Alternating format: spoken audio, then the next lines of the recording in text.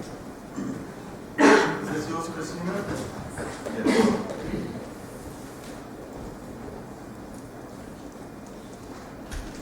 Christina Branchino from the University of Lisbon. Good afternoon. I'm the working leader of the work package C, of the working group 3, and which is mainly based on plants, ecology, and I'm in fact coming from an ecology background. Our group is more heterogeneous because it has people from different areas, from different countries, which is good that we can include all the views and have a look on how plants' point of view in this working group. So the main objective of the discussed action is the establishment and management of vegetation in desertified areas and trying to mitigate that. So, as all of you were saying today, there are some common patterns in drylands. So high spatial heterogeneity, high temporal variability, which is difficult to deal, so those are common things that we need to deal. Sometimes precipitation can be 100 millimeters in 1 year and then 700 in the same place. That is really very huge differences for vegetation. And we can also have different spatial heterogeneity depending on climatic conditions, on interactions with other animals and facilitation with other plants, as was shown today. And common results are not all plants grow in the same area. It depends on the period you put the plants, it depends on the next year's rain. So there's always high mortality.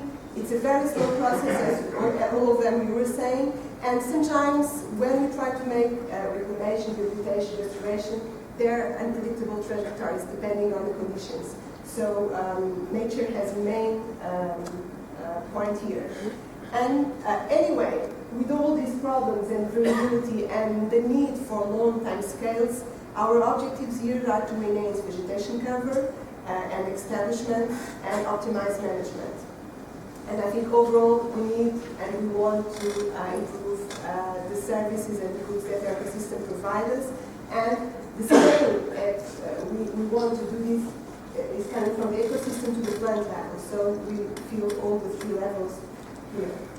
And specifically to our working group, and besides these main scientific questions and what the meaning of the cost needs to or aims to make networks between different countries. And in this case, I think it's very interesting because different continents, and I think that is pushing very hard for this, and it's really interesting. So most of the times we want to compare the European and North American knowledge with the rest of the world and try just to make flux in both directions, trying to understand from traditional knowledge and technical know-how and theoretical knowledge, what principles can we have and can we put it all together at the end.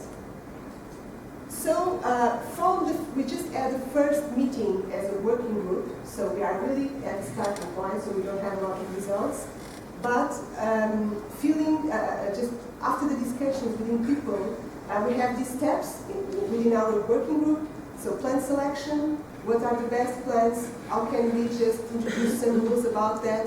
What are the functional groups? What are the traits? About phenotypic plasticity. Also nursery growing, just genetic variability, local seeds, not local seeds. Planting methods, plant interactions with other organisms, and I need to include now animals. Seeding methods and plant establishment, because sometimes this is a good point. So about methods, how can you select the right adaptations of plants to a certain place? How can you manipulate microclimate? And issues, those steps were mainly related about what is the proposal and issues that were raised during the meetings, about integration of social and economic component of the restoration that all of us also talked about here today, promotion of biodiversity at all levels, from the genetic to the interaction level, and also trying to, at the end, resume these as principles of restoration that can be applied everywhere. And the strategy that we decided could fuel those results were, of course, trying to see the gaps between science and politics, because the costs wants to resume the knowledge and then just trying to give a message to politics, to practitioners. So, and we think that we can do that with workshops. If we focus and if we have questions, I think it would be very nice with a question promoting a workshop and trying to bring not only COST members but also other people that are involved in these areas. And promote to review, the writing of the review papers or technical papers depending on the subjects, also, again, maybe based on cost, but again, bringing people from other places. Promoting training schools and short missions students and young people have here a major role, and at the end, disseminate the major conclusions to the society. So this is the strategy. Because we just at the first meeting, those are one of the questions and topics that were selected and were written by me and discussed by everyone, and after that first meeting. So maybe we can include some more subjects, and maybe we can just leave some of them, so that there's still ongoing work. There are some questions about the use of native plants, when to use native plants, when to use agronomic or other exotic species, and what are the challenges, what are the benefits, if there are any, or what are the problems, and make some synthesis about this. So this is something that Bern, I think, is interested on, and my colleague from Portugal she's been working with some exotic species on more ecological point of view, and agronomic species also, so she could be also a person to include. Everyone, the idea is that everyone from COST that wants to contribute will be welcome, and the case studies, everything, and the leading author can invite other persons outside of COST to make these kind of things. This doesn't mean there's a paper, it's just an idea that was brought, and it's interesting, and we could just use it. Another one is more related with the establishment, because sometimes we make everything right, but in the field it doesn't train in 3 years and everything goes down. So what can we do to increase the success of restoration at the establishment period? And Alejandro Valdecantos is one of the Spanish representatives and is interested on this subject, so he's a potential guy that can lead this area. And then, how far can we go in selecting the right native plant traits for the right place and the right time in drylands? And this means that including this fact in temporal heterogeneity, so we know that it can rain 100 and maybe sometimes 700, and solve these problems of spatial and temporal heterogeneity. And I would be interested to lead this kind of work and compare also with things that I've been doing in Africa and Brazil, the more driest area, because we have some privileged contacts there, but of course including other places if people have the contacts and information available. Other things that were also proposed by the Greek colleagues were the diversity of the seeds and the way that they've been used in restoration. So this is another point which is promoted by these colleagues. And Peter Cross from Germany is interested on looking overall, in a holistic view, try to see what are the rules that are common to all these case studies and all to these questions, and try to draw some principles of ecological restoration. So it could be just, a big hand if you could do this. There are also some other things like seed gathering, reduction, more technical stuff that we can also need maybe to address, but we still don't have anyone to put in the hand that area. Okay, to do this is what we've already discussed at the first meeting. There's a proposal of a training school at the Iberian level, which fills the working group 3 and 4, and especially because Maria and Alejandro are also involved in this. So we have, those are some of the topics that we will probably discuss. We still are discussing this, so it's not an end. And the idea is to go to some of these places. This is Mediterranean typical area close to Lisbon. This is in the south of Portugal, in the more Atlantic area, the Montado system with Quercus sugar dominated. This is with the Quercus ilex one, so more in the continental part of the country. This is already, you know, from Gudrun studies in Aranjuez, and we have also some interesting sites to see and Valencia with several techniques.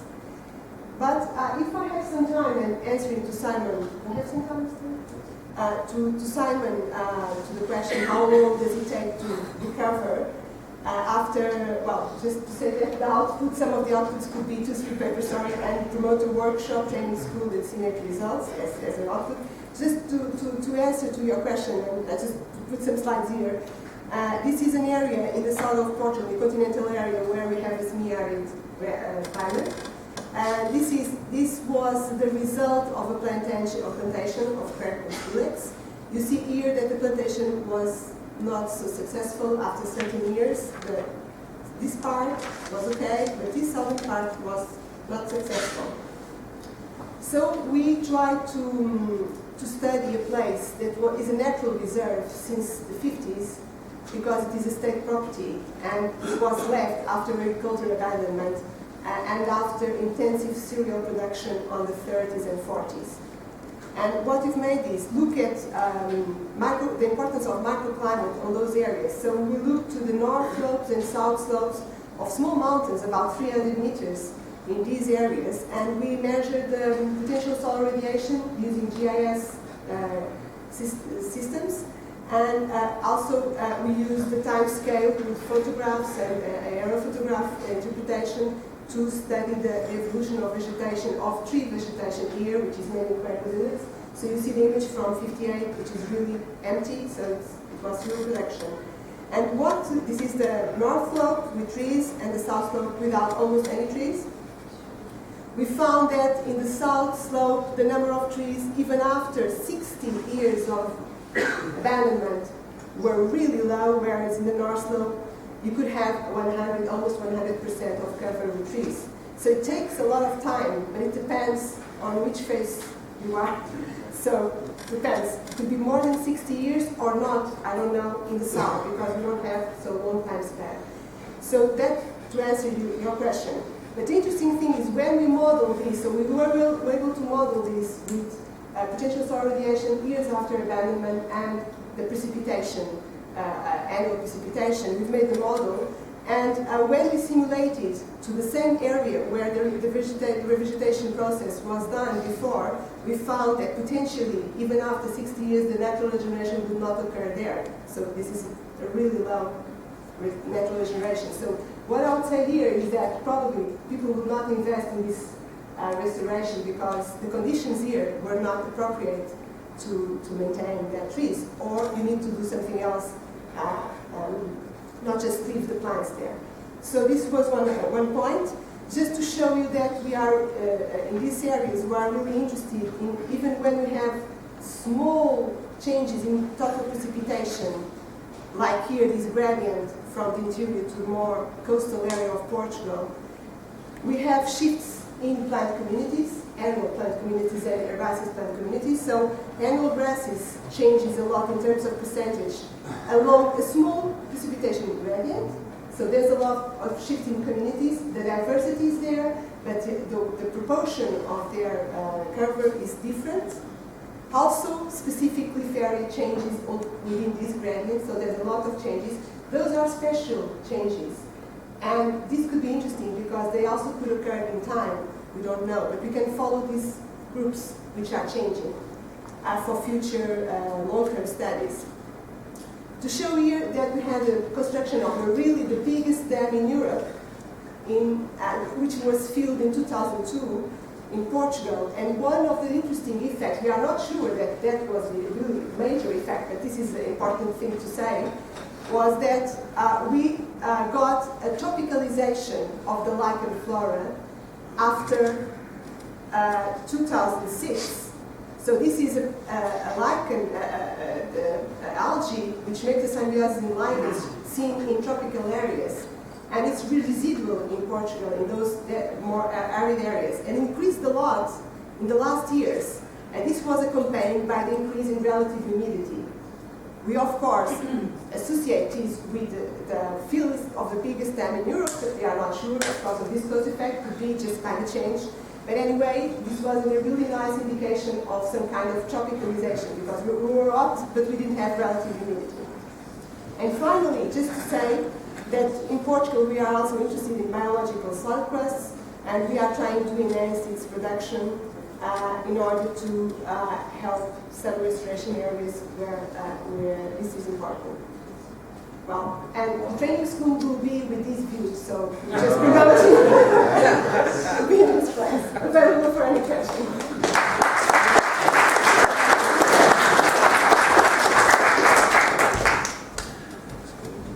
We'll have to have a school at Ireland there to know we'll escape.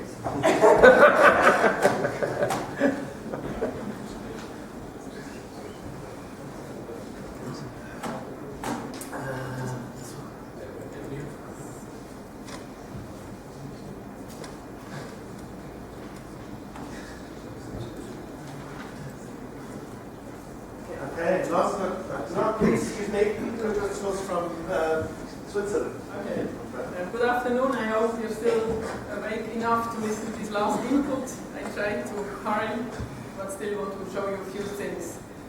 Our working group is focusing on land management. So why should we focus on land management? I think we have heard a lot during this day from Klaus Keller, Maria and others that land management is very important regarding desertification.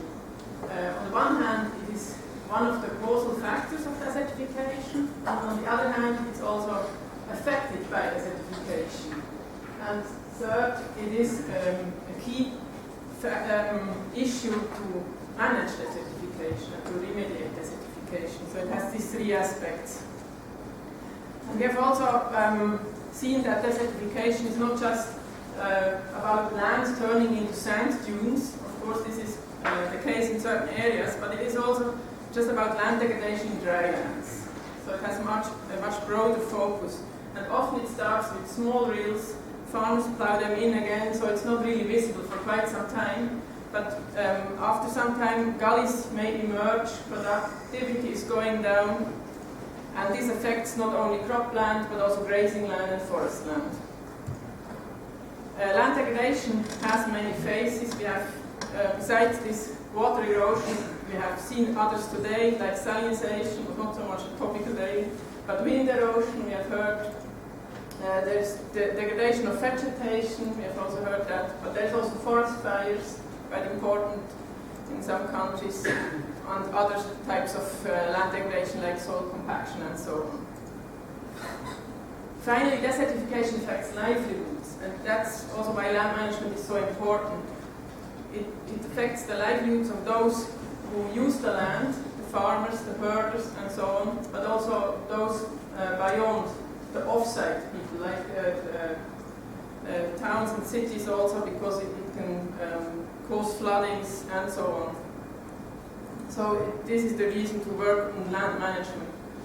And solutions do also exist. We have talked a lot about the desertification problem today, but we have a lot of solutions also existing, done by farmers, by land users, and so on. And we generally talk about sustainable land management as a term to use for these solutions, which is defined as the use of land and water resources, including soils, water, animals, and plants. We have seen this aspect today with the animals and the plants, for the production of goods to meet the changing human needs, while simultaneously ensuring the long-term productive potential of these resources and the maintenance of their environmental functions. Nowadays we often talk about ecosystem services also in this regard. And these solutions have to be economically viable, socially acceptable, and ecologically compatible. And often the focus is on the last point, but I like to stress all these three dimensions of sustainability. Last but not least, desertification. Sustainable land management does not only mitigate desertification, but also helps the other UN conventions, the environmental conventions, such as it improves biodiversity and it helps to adapt to climate change, and but also to mitigate climate change through, for example, enhanced soil organic matter and therefore carbon sequestration. So it has benefits on all these conventions. Now, after this short introduction, coming to the objectives of our working group. We want to compile traditional and innovative dryland restoration and management technologies and approaches, and we have suggested to use the WCAT database. Some of you probably know this global platform for SLM practices. It's a global database where we can store all these technologies and approaches and make them accessible worldwide. This has been done for many years already, not only in drylands, in many land use systems, but more specifically for drylands during the Desire project, an EU-funded project of the last 5 years, where we have compiled a number of case studies and recently published it in that book, Desire for Greener Land. That's the format we would like to compile these experiences. You see here examples of water management specifically related to desertification. Objective 2 is to review methods and indicators for the monitoring and assessment of dryland restoration practices. We have also heard about indicators today, not so much about different methods, but we want to review what kind of methods are there to see if there really a change from before restoration and after restoration, like this picture from Morocco. There are other methods like the LADA, local assessment, which was developed some time ago. And this is another possibility of methods to compile and make them available. Then, during the first scientific conference of UNCCD, we had the opportunity to bring together already some of these methods across scale, from local assessment to global assessment. And you see some of the authors are even present here now. We have tried to bring together methods from WCAT, from Design, from LADA, and even others. What is important is to not forget about scale. We have methods for the local assessment, for the watershed assessment, for national assessment, and even global assessment. They are not the same, but they should be connected through the same indicators, for example. The third objective is to review methods on how to upscale sustainable practices in collaboration with stakeholders, and also here just a few examples, because we only start with this working group. Of course, these examples come again from my own work, like the Desire again mentioned. We have developed a whole approach, a whole methodology, a cycle from establishing context, identify, evaluate, select options, and so on until the dissemination part. And one example here was how to identify, evaluate, and select sustainable land management options together with stakeholders. And then also to model the cost benefits on a regional level, and finally to come up with recommendations for policymakers. So that's an approach how you can work in the field with the people, and we want to collect such examples. The fourth objective is to prepare a list of guidelines. We are not really preparing guidelines ourselves in this cost action, that will not be possible, but we want to compile what is existing already, what guidelines, what overviews of best practices and other dissemination material. And here a number of books are existing already, and we want to look for more like this. I've mentioned the Desire book already. There's another ongoing EU project where we also want to prepare guidelines for national resource management in order to help them to find out about how resilient is their sustainable land management practice towards change, and how much can the land management practice increase the resilience of the ecosystem itself. These two aspects. And this should be practical guidelines again, so maybe we can use them as well. The specific activities related to these objectives are the following. In this year, we want to mainly contribute to Objective 1 and 2, which means that we want to contribute one of the topics for the summer school in this year in order to review dryland restoration and management practices. We said we want to include traditional and innovative systems. We want to include ecological as well as socio-economic impacts, look at methods and indicators for the monitoring and assessment, and create a network of early stage researchers which have interest in this working group. Then for the year 2014, we want to organize a workshop during the summer school, ideally, because we try to link it always to existing or to things we are organizing anyway, and to look at the missing link between policy and governance. This relates to objectives 3 and 4 of the working group. So how to upscale sustainable practice in collaboration with stakeholders, compile mainly case studies from the Mediterranean, but also invite, for example, experts from North Africa, fully involve early stage researchers, and ideally make papers from the workshop which can be published in a special issue of a journal. And finally, in the last years of this cost action, we want to contribute to produce dissemination material in collaboration with Working Group 5. One specific aspect which has been mentioned before as well are these short-term scientific missions. And we aim to have 2 per year, and we actually had one already this year where a PhD student from Portugal visited us at CTE at the University of Bern in Switzerland and studied the topic sustainable land management and decision support. And it was beneficial for both sides, so it was a good experience. The last slide are the members of our working group.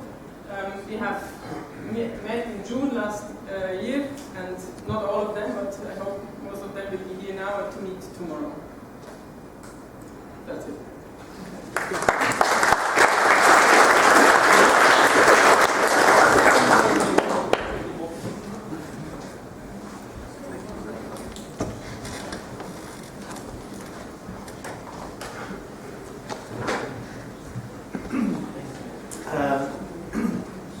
Somehow we seem to be on time. I don't know how we... It's a miracle. I don't know how this happens, but it just does. I'm sorry there are no questions to the working group leaders, but you can get hold of them through the website if you need to. For those of you, of course, who are not going to be at the meetings tomorrow or at the trip on Thursday.